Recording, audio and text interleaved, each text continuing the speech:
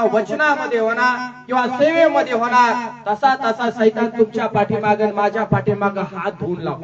आणि मग बरेचसे लोक काय म्हणतात, नेहमी सैतान सैतान सैतान सैतान बोलत असतात. बरोबर आहे ना? नेहमी सैतानाने केलं, दुष्टाने केलं हेच बोलतात. पण तो तुमच्या आणि माझ्या पाठीमागे असं लिहिलं आहे. का लागतो? कारण देवानं त्याच्या सामर्थ्यानं तुम्हाला आणि मला भरलेला आहे. आमेन. बोला सैतान आमेन.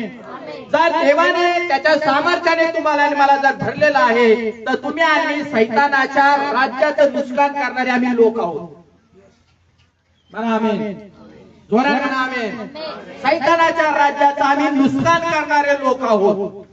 साधारण लोक तुम्ही आणि मी नाही. याच्यासाठी तुम्हाला आणि मला सामर्थ्यवान देवाच्या उपस्थितीमध्ये रोज आणि रोज चालणं महत्वाचं आणि चालणं गरजेचं आहे. आणि मग त्याचा सामना देखील करण्याची जी धमक आहे ती तुमच्या आणि माझ्यामध्ये पाहिजे.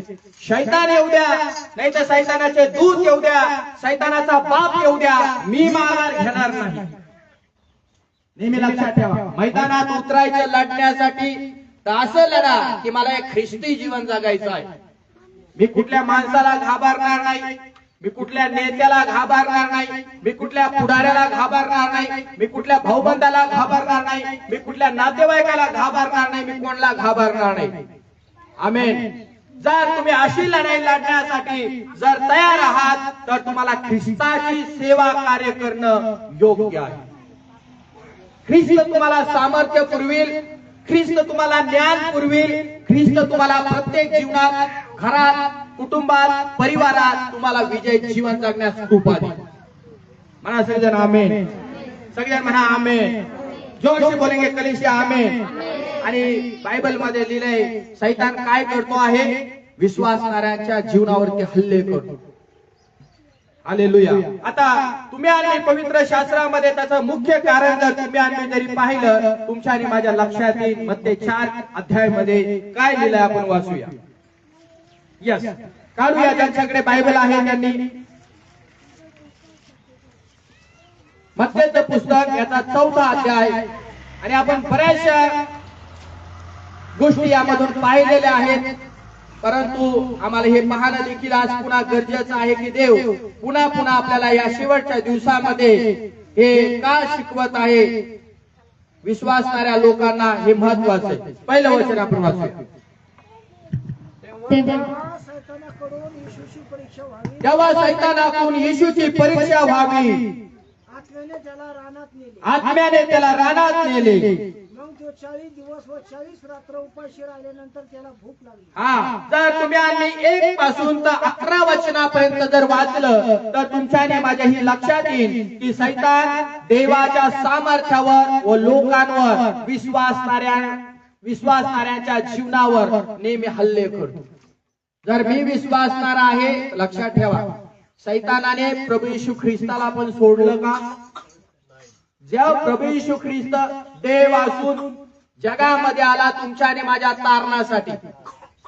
बरोबर आहे. संपूर्ण जगामध्ये आज ख्रिसमस सेलिब्रेशन केला जातो, पण आमचा ख्रिसमस 1 डे दिवसाचा नाहीये, एका दिवसाचा नाहीये. आम्हाला ही गोष्ट लक्षात ठेवणं महत्वाचं आहे की आमचा प्रभू येशू ख्रिस्त या जगामध्ये आमच्या उद्धारासाठी आलेला आहे, आमच्या तारणासाठी आलेला आहे, आमच्या कल्याणासाठी, आम्हाला मोक्ष देण्यासाठी आलेला आहे.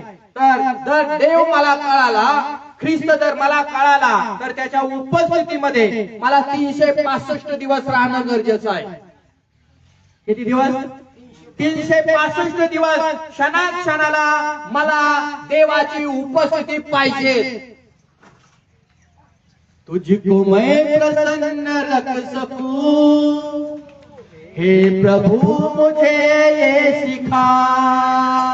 बोला, तुझको मैं प्रसन्न रख सकूं. आपला आवाज.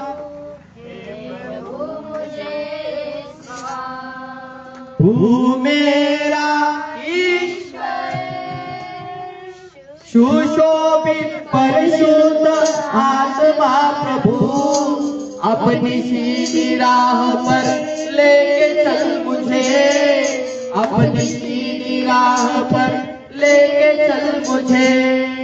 मेघ स्तंभ शुभ्र ज्योती तू पावन प्रभु. आमेन. बोलो यीशु मसीह की. तुम्हाला आणि मला हे समजून घेणं फार महत्वाचं आहे की सैतानाने या जगामध्ये आलेल्या प्रभूला देखील सोडलेलं. देवाच्या वचनामध्ये तुम्ही आणि वाचलं या ठिकाणी येशू ख्रिस्ताची परीक्षा पहा.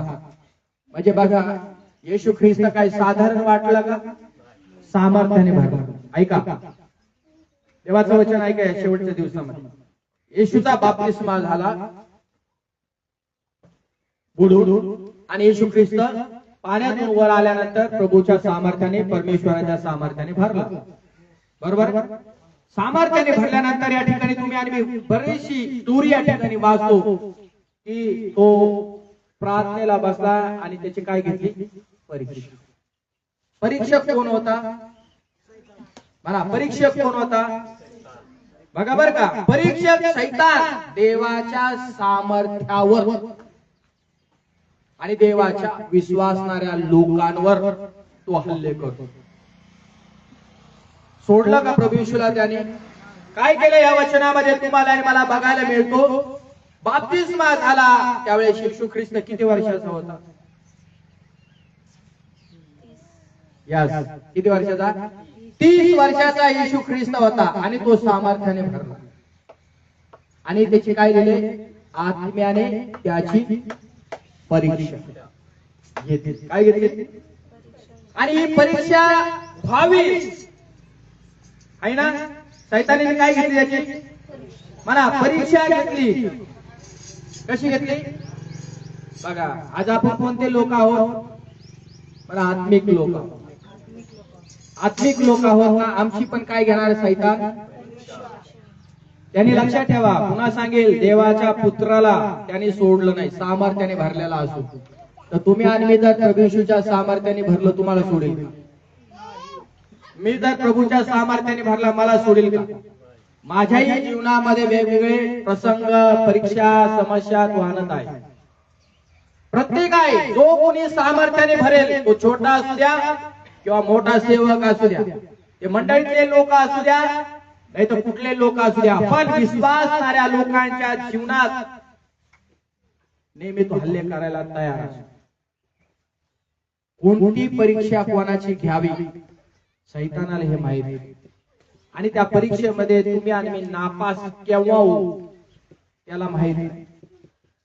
म्हणून देवाच्या वचनात लिहिलंय ज्यावेळेस त्याची परीक्षा घेण्यात आली आणि त्याच्या परीक्षेमध्ये त्यांनी त्याला प्रश्न पण विचारले. काय विचारले? विचारले का नाही? म्हणजे सैतान तोंडोतोंड त्यांना बोलत होता. बघा ज्यावेळेस तुम्ही आम्ही प्रार्थनेला बसतो ना सैतान नेहमी तुम्हाला आणि मला सांगेल प्रार्थना करू नको. वाचायला बसले तुम्ही पवित्र शास्त्र वाचू नको. शास्त्र तुम्ही आता रेडी होऊन निघणार सैतान म्हणतो काही ना काही लगेच काम आणेल. लगेच जाऊ नको तुला इकडे जायचं. आणि म्हणून काय करतो लगेच बायबल ठेवून देणार आणि लगेच तिकडे जाणार. कळतं तुम्हाला?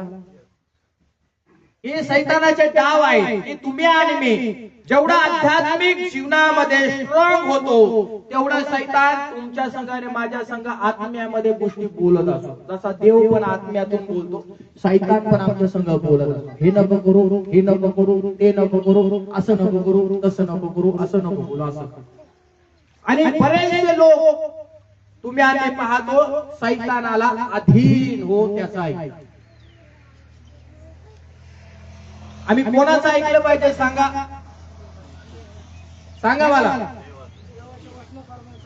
देवाचं तुम्ही आणि ऐकलं पाहिजे कारण तुम्ही आणि देवाचे लोक आहोत. देवाचा आत्मा जर तुमच्या आणि माझ्यामध्ये राहत आहोत तर ज्यावेळेस तुमच्या आणि माझे सैतान कानात येऊन एक्झाम घेईल किंवा विचाराने एक्झाम घेऊन किंवा बोलण्यातून एक्झाम घेईल त्यावेळेस तुम्ही आणि लक्षात ठेवलं पाहिजे ज्यावेळेस सैतानाचं तोंड माझ्या समोर उघडेल माझं पण तोंड प्रभू येशूच्या नावात त्याच्याकडे पाहून उघडलं पाहिजे.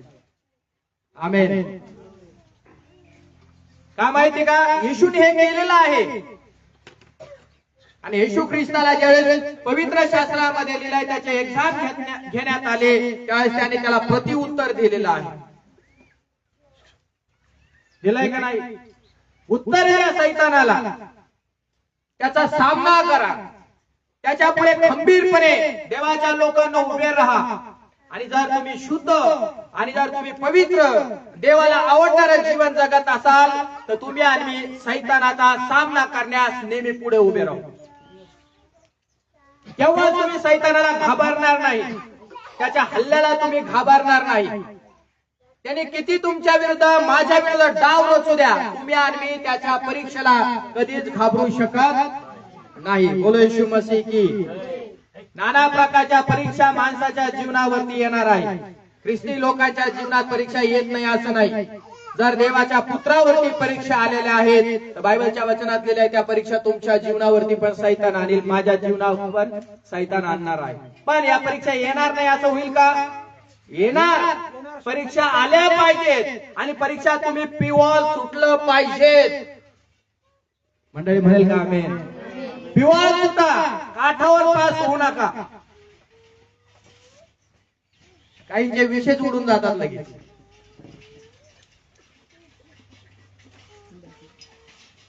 समजने होले का इशारा काफी. हालेलुया. 5 पैसा आहे तुम्हाला आणि मला. पेपर घ्या, त्याच्या समोर जा आणि चॅलेंज करा येशूच्या नावात. शैतान येशूच्या नावात. दावीद काय म्हटला? छोटासा दावीद काय म्हटला? मी आलोय. यहोवा परमेश्वराच्या नावामध्ये मी तुझ्याकडे आलेलो आहे. माझ्या लोकांना तू बोलतो का? बरोबर आहे का नाही? हालेलुया. समोर समोर गेला म्हणजे काय केला? सामना. छोटासा असून का? देवाचं सामर्थ्य त्याच्यामध्ये, देवाच्या भयामध्ये तो, देवाच्या कृपेमध्ये होता. देव त्याच्या बरोबर होता. हे दाविदाला, छोट्याशा दाविदाला जर कळू शकतं तर तुम्हाला मला कळत नाही का? आज तुमच्या मध्ये आणि माझ्या हृदयामध्ये देव राहतो. पण खूपसे विश्वासणारे लोक सैतानाला घाबरतात.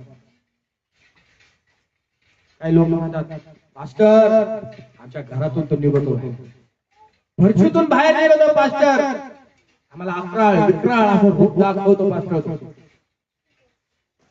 आम्हाला झोप येत नाही पास्टर. हालेलुया. लोक म्हणतात. कितीतरी घरामध्ये प्रार्थनेला गेलो ना, लोक असं सांगतात, पास्टर लय सैतान त्रास देतो. अरे तुम्ही त्याला त्रास द्यायला पाहिजे. म्हणा ना आमेन.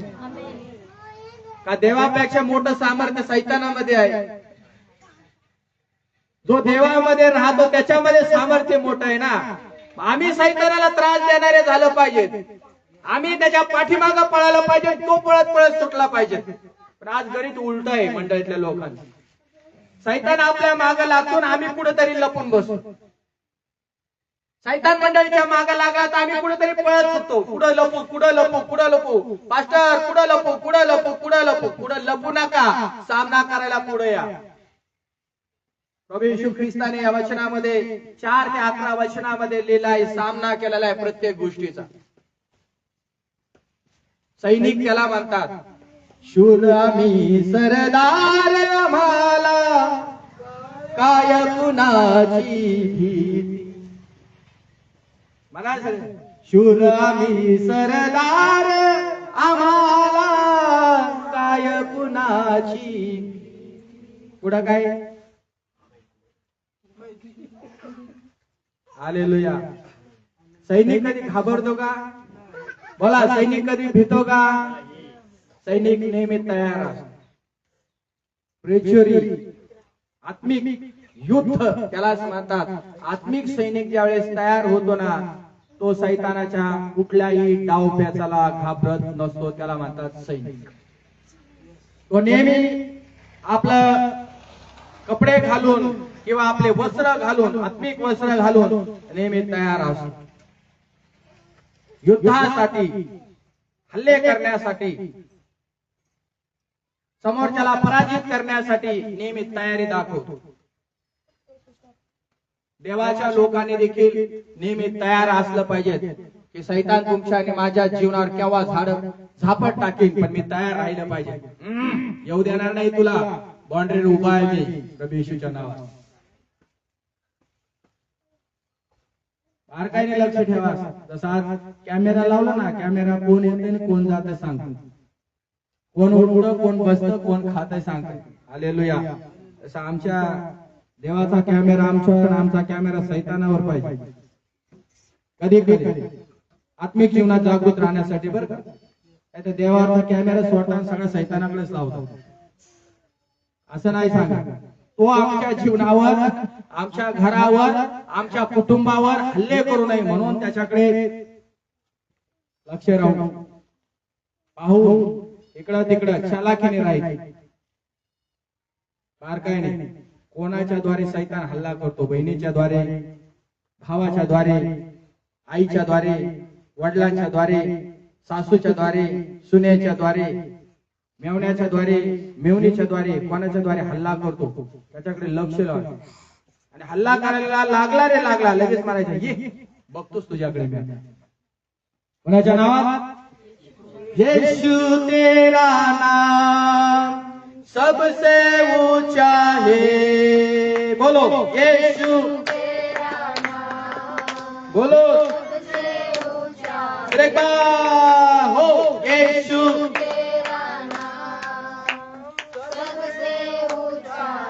आणि काय माहिती का, पहिल्या कुटुंबामध्ये गर्व आला. बरोबर आहे ना. सैतानाने त्यांना या प्रकारे फसवलं आणि त्याची पण इच्छा होती ज्यावेळेस प्रभू येशू ख्रिस्त या जगात येईल, मी पण त्याची काय घेईन, परीक्षा घेईन. तर प्रभू येशू ख्रिस्त देखील काहीतरी गर्वाने भरला पाहिजे. हेच पकडतो सैतान. काय पकडत नाही दुसरं काय, फुगा थोडे फुगा. कुठं फुगतो माणूस, लग्नात आहे ना, काहीतरी त्याला नाही भेटलं ना लगेच फुगून बसणार, बोलणारच नाही कोणावर. विश्वासणाऱ्या जीवनात किती मिरेकल देव तुमच्या आणि माझ्या द्वारे करतो, तर लोक काय करतात, सैतान हा फुग ना थोडा रे, फुग खात्या सोड्यासारखा. भाज्यामध्ये टाकल्यानंतर, वड्यामध्ये टाकल्यानंतर कसा वडा फुगतो. देव आमचा उपयोग करायला लागला का, थोडं फुग. सैतान म्हणतो मग मी येतो जवळ. हालेलुया. तो परीक्षा घ्यायला येतो ना, आपण थोडं काहीतरी फुगून जातो. त्याची इच्छा आहे. विश्वासाने लक्षात ठेवा. आत्मिक जीवनात असू द्या, शारीरिक जीवनात असू द्या, किंवा ह्या जगी प्रॉपर्टी मध्ये तुम्ही आणि मी असू द्या, तुमच्या आणि माझी परीक्षा घ्यावी, तुम्ही आणि मी फुगावं ही देवाची इच्छा नाही. पण सैतान याच्यातून तुम्हाला मला पकडतो आणि त्याची इच्छा आहे की विश्वासणाऱ्याने कुठंतरी गर्व केला पाहिजे. काय केला पाहिजे, गर्व केला पाहिजे. ज्या ठिकाणी गर्व करतो त्यावेळेस लक्षात ठेवा, सैतानाला तुमच्या जीवनात, माझ्या जीवनात, मंडळीच्या जीवनात हल्ला करण्यासाठी त्याला 4 संधी मिळतात. म्हणून काही तुम्हाला आजपर्यंत देवाने आशीर्वाद दिला ना, नम्रपणे म्हणा, प्रभू थँक्यू, लॉर्ड थँक्यू जीसस. धन्यवाद धन्यवाद धन्यवाद सारी आशीषों के लिए धन्यवाद. बोलो धन्यवाद धन्यवाद धन्यवाद सारी आशीषों के लिए धन्यवाद. सारी बोला आशीषें आती है यीशु से. बोला सारी आशीषें आती है यीशु से. बोलो धन्यवाद धन्यवाद धन्यवाद सारी आशीषों के लिए धन्यवाद. जगामध्ये देवाने तुम्हाला जे आशीर्वाद दिलेत ना, नम्रपणे म्हणा, प्रभू धन्यवाद. कधीच फुगून जाऊ नका. घर, प्रॉपर्टी, पैसा, शेती, जे काही तुम्हाला मिळालं असेल, देवाच्या पवित्र नावाला धन्यवाद द्या. सैतानाला कधीच वाव, चान्स आणि संधी देऊ नका. कारण सैतान हीच गोष्ट पाहता तुम्हाला आणि मला. त्याची इच्छा आहे की तुम्ही मी कुठंतरी फुगाव. म्हणून आम्ही जीवनामध्ये, आमच्या लाईफ मध्ये कधी फुगायचं नाही. देवा मला चांगलं गाणं गाता येतं, मी गाणार नाही. सैतान म्हणतो हेच मला पाहिजे. चांगलं वाजवता येतं, मी वाजवणार नाही. सैतान काय म्हणे, मग चांगला बायबल वाचून वचनाप्रमाणे जीवन जगतोय माणूस. मी आता बायबल वाचणार नाही. सैतान यस मुझे ये चाहिए. घरामध्ये प्रार्थना करायला लागले, नाही आजचे दिवस नाही करायची प्रार्थना. सैतान यस मला हेच पाहिजे. असे छोटे छोटे उदाहरण देखील सैतानाची इच्छा आहे की तुमच्यामध्ये काय आलं पाहिजे आणि तुम्ही देवाच्या उपस्थितीपासून अलग झाले पाहिजेत. म्हणजे काही ना काही सैतान काम आणतो तुमच्या आणि माझ्या जीवनात. पण नेहमी लात मार. कुठं कुठं लात मारायची? कुठं लात मारायची सांग.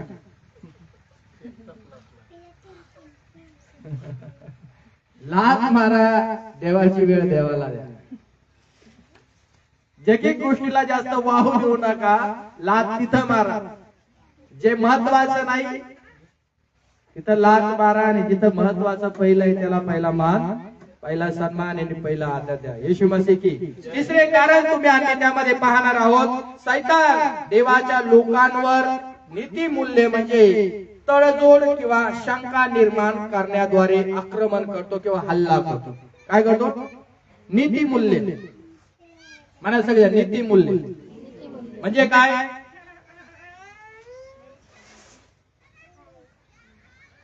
धार्मिक जीवन महत्वाचं.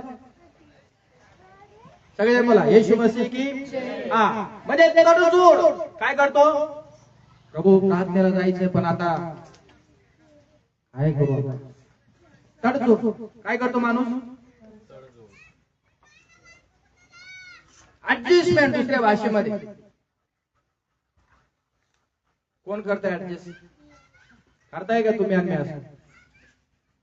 हे पण करायचं होतं पण आता काय करावं काही समजना. तर एक काम करा ना, पप्पा तुम्ही चर्चला जा, मी घरी राहतो. यायचं 2 जणांना होतं पण पप्पा आता असं निघलं ना. पण आता एक काम करा पप्पा तुम्ही जा. पप्पा ना एक काम करा आता मी इकडे जातो, आता तू ऍडजस्टमेंट कर. काय नेवर. हालेलुया. नेहमी लक्षात ठेवा, तडजोड करू नका ख्रिस्ती जीवनामध्ये. कारण शंका सैतान आमच्या जीवनामध्ये आणत असतो. दुसरे मुद्दा आहे त्या ठिकाणी शंका. म्हणा संविधान शंका. कितीतरी विश्वासणाऱ्यांच्या जीवनामध्ये डाऊट आहे, शंका आहे. म्हणून कुठेही तडजोड करू नका. देवाची वेळ देवाला द्या, प्रार्थनेची वेळ प्रार्थनेला द्या, सेवेची वेळ सेवेला द्या. जे काही असेल देव. सैतान म्हणाल शिवांश देऊ नको तू. तुला काय दिलं रे? आली काही शंका घेऊन? काहीच भेटणार नाही तुला दिला तर. काहीच मिळणार नाही. देवाची सेवा कार्य करू नको. आणि आपण काय करणार लगेच? कोणाचं ऐकणार? ऐकणार नाही. त्याला बळी पडतो त्याच्या शब्दाला, आणि सैतानाची इच्छा या ठिकाणी पूर्ण होते. म्हणून देवाच्या लोकांना सावधान. कितीतरी विश्वासणाऱ्या लोकांच्या मनामध्ये आज शंका आहे. काही काही लोक बायबलच्या आहे ना, बायबल विषयी पण शंका घेतात का नाही? शंका आहे येशू ख्रिस्त हा देवच आहे का, ही एक शंका आहे.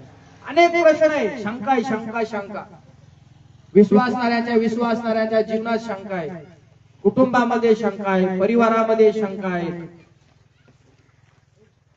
पालकीय सेवा कार्यामध्ये शंका आहे, मंडळीच्या शंका आहेत, पालकांच्या पण शंका आहेत. हे शैतानाची एक रणनीती आहे, एक डाव आहे, लक्षात ठेवा. आणि शैतान काय म्हणतो मग? मी तुला सांगितलं होतं ना तसंच. आणि शैतानाची काय इच्छा आहे की ही शंका तुमच्या मनामध्ये टाकली का तुम्ही देवाची सेवा कार्य करणं बंद करणार. बरोबर आहे? काही ना काही डोक्यामध्ये प्लॅन भरवायचा. हे जगामध्ये पण चालू आहे बघा, सगळीकडे तुम्हाला मला दिसेल. हे घरामध्ये पण चालू आहे बघा, आणि इथं पण चालू आहे. साधारण पहिली गोष्ट, फळ खाल्ल्याने काय होणार आहे? काय म्हटलं सैतान? फळ खाल्ल्याने काय होणार आहे? तुम्ही तर मरणारच नाही, पण तुम्ही परत रिपीट काय म्हटला? तुम्ही जिवंत राहणार, तुम्ही मरणारच नाही. तुम्हाला कोणी सांगितलंय? पहिला जोडपा असा विचार करत होतो, त्याच्या मनात शंका, खरंच असं आहे का? खरंच देव आमच्या संग खोटं बोलला का? खरंच देवाने आम्हाला असं सांगितलं का? काय बरं देव आमच्या संग असं बोलला मग? काय बरं देवाने असं आम्हाला सांगितलं मग? शंका. आणि मग जे लोक त्याच्यामध्ये सापडले पहिले, सैतानाने बरोबर त्या ठिकाणी काय केला? हल्ला. बोलो येशू मसीह की. काय केला? म्हणा सैतान हल्ला केला. आणि पहिलं जोडपं तुम्ही आम्ही काय पाहतो त्यामध्ये? सार्वकालिक जीवनासाठी ते मुकलेलं आहे. येशू मसीह की. हा, त्याची इच्छा काय आहे की मनुष्य जातीला सार्वकालिक जीवन मिळण्यापेक्षा या जगातल्या भौतिक गोष्टी आहे ना, जगातल्या गोष्टी संग इकडे लक्ष द्या. अरे आज असं होणार आहे गावामध्ये. शैतान काय करतो? भौतिक गोष्ट म्हणजे काय? जगातला मोह दाखवणार तुम्हाला. जाऊ नको आजच्या. बरोबर आहे? आज मुलांनो मालिका चालू आहे, द बेस्ट मालिका आहे, आया शक्तिमान आहे ना. जाऊ नका चर्चला. बरोबर आहे? अरे आज लग्नाला जायचंय तुला, काय करतो तू? काय काय वस्तूंचा मोह दाखवणार.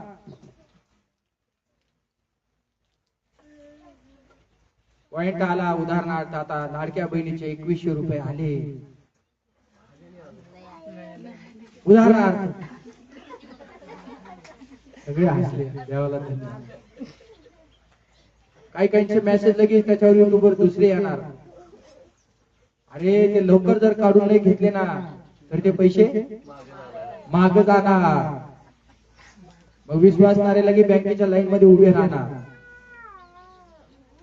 आणि चर्च सैतान काय म्हणतो? हा बघ तुझे 2100 मागे जाते बरं का आता. म्हणजे सैतान काय करतो? सांगण्याचं तात्पर्य काय? जगातलं काम असू द्या, व्यवसाय असू द्या, नोकरी असू द्या किंवा काही असू द्या, त्याला काय करतो? तुम्हाला आणि मला पुढान. आता मला एक गोष्ट बघायला मिळते की आता इथून 60 किलोमीटर सेवेला जायचे. लक्ष द्या माझ्या. इकडे 20 किलोमीटर सेवेला यायचे. एका ठिकाणी 50 किलोमीटर सेवेला जायचे. आणि आम्ही दर आठवड्याला, दर 15 दिवसाला, दर हप्त्याला ज्या ज्या ठिकाणी प्रेयर आहे, प्रामाणिकपणे प्रार्थना करून, उपवासना करून, देवासंग बोलून, देवाचा निरोप घेऊन आम्ही त्या गावामध्ये तिथं त्या टायमाच्या अगोदर अर्धा घंटा, पाऊण घंटा तिथं हजर राहणार. माझा एक सवय, अर्धा तास, पाऊण तास आम्ही तिथं अगोदर जाणार म्हणजे जाणार. तिथं उशीर करत नाही आम्ही. पण तिथं गेल्यानंतर तिथाचे लोक जर चर्चला जर नाही आले आणि मग ते सांगायला लागले अचानक, हॅलो मास्टर, आता आम्ही ना हा चर्च आहे पण काय करावं, आम्हाला अशा अशा कार्यक्रमाला जायचंय इकडे तिकडे, मग आम्ही आज येणार नाही. आणलं सैतानाने काहीतरी मोड. म्हणजे आम्ही 50 किलोमीटर जायचं, 60 किलोमीटर जायचं, 100 किलोमीटर जायचं, 20 किलोमीटर जायचं, आणि मंडळीतल्या लोकांनी इकडे कारण सांगायची, आम्हाला लग्न आहे, आम्हाला घर भरणे आहे, आम्हाला साखरपुडे आहे ना, आम्हाला अजून XYZ काम आहे, असे कारण सांगायचे. मग आम्ही काय केलं? कधी विचार करा, आमच्या जागेवर 2 मिनिटं, 5 मिनिटं, 10 मिनिटं इथं उभे राहा. तुम्ही तुमचे कारण सांगून मोकळे झाले, पण तुम्ही वाव कोणाला देतात, कोणाचं ऐकतात हे महत्वाचं.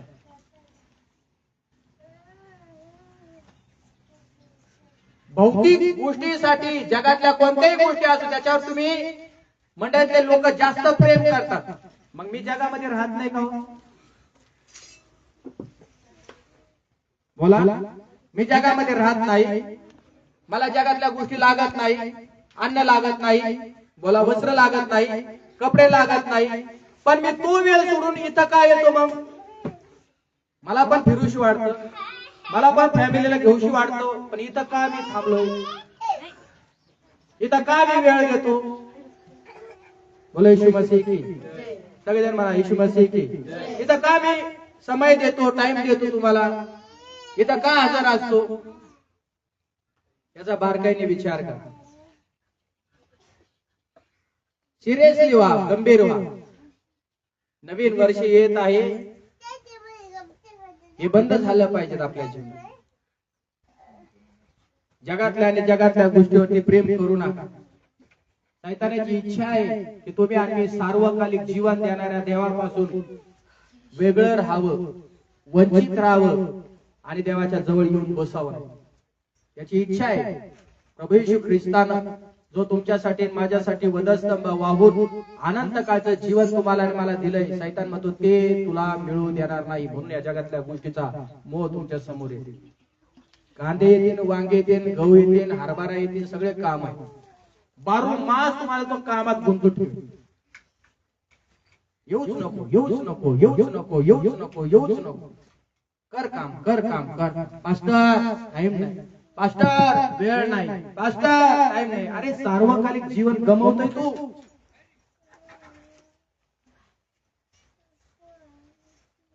किती सिरियसली आहे, किती गंभीर आहे. एक एक पाऊल विश्वासाचं पुढं पुढं पुढं टाकून आपण देवाच्या अनंत काळच्या जीवनाच्या जवळ जवळ जवळ जायला पाहिजे. ज्यावेळेस लोक शैतानाचं ऐकतात ना, शैतान त्यांच्या जीवनावरती हल्ला करतो भौतिक गोष्टीच्या द्वारे, तर त्यावेळेस काय होतं माहिती का? सार्वकालिक जीवनाला किंवा स्वर्गातील जीवनाला तुम्ही विसरून जाता, की बाजूला होता. त्याच्या पुढे इकडे बघा, लाईव्ह चालू समोर दिसते, बाजूला झालं इकडे दिसते. अनंत काळचं जीवन सोडलंय. प्रभू एवढा गंभीर आहे. सार्वकालिक जीवनाला गमवू नका. येशू मसीह की. आणि शैतानाची ही इच्छा आहे की मंडळातल्या लोकांना फसवायचं. म्हणून प्रभू येशू ख्रिस्ताला काय होतो? बघ, हे तुला भूक लागली ना, काय करतो? हे देवाच्या पुत्रा, तुला भूक लागली तर तू काय कर? हा, या धोंड्याला आज्ञा कर, या दगडाला आज्ञा कर की भाकरी आणि त्या भाकर तू खाय. भौतिक गोष्टी त्याच्या समोर आणल्या. काय म्हटला प्रभू येशू? काय उत्तर दिला प्रभू येशू ख्रिस्ताने शैतानाला? हा, मनुष्य केवळ भाकरीने जीवन जगणार नाही, तर देवाच्या मुखातून निघणाऱ्या वचनानं जीवन जगेल. आणि आम्ही म्हणतो आज काय होतं, चर्चला नाही गेलं तर त्याला कांदे खुरपायला जायचं. 400 रुपये रोज आज. येशू मसीह, येशू मसीह, येशू मसीह की जय. येशू मसीह, येशू मसीह, येशू मसीह की जय. बोलो जग का मुक्ति दाता बनकर येशू आया है. जग का मुक्ति दाता बनकर येशू आया है. बोलो येशू मसीह, येशू मसीह, येशू मसीह की जय. बोलो येशू मसीह.